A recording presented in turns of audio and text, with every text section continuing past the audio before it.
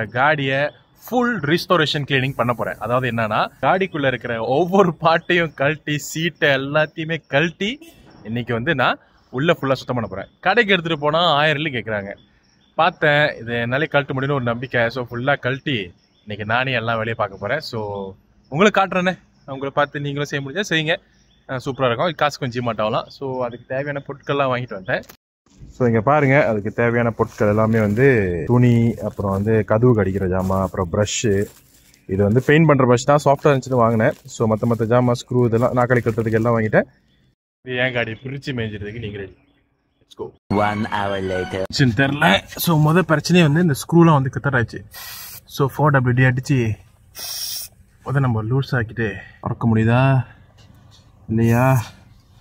நான் கடைக்கு எடுத்துகிட்டு போனால் இதெல்லாம் பிரச்சனை இருக்காது. என்னால் வந்து இந்த ஸ்க்ரூலாம் கழட்ட முடியல. ஏன்னா 8 வருஷம் 9 வருஷம் கழட்டாமல் இருந்தனால ஸ்க்ரூ எல்லாம் வந்து தேஞ்சு போச்சு.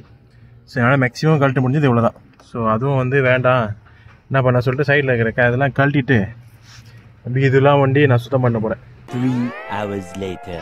1000 ஊற்றிட்டா நான் இது ஒன்று கழட்டுறதுக்கே கழட்டிடுச்சு. ஸோ ப்ரொஃபஷனலாக தான் செய்ய முடியும்னா கடையில் போய் கொடுத்துருங்களேன். இன்னும் உங்களுக்கு சேர்த்துருந்தா நீங்களே செஞ்சுருங்க. So yeah, I feel today. நான் வந்து கிவ் அப் பண்ணிட்டேன்.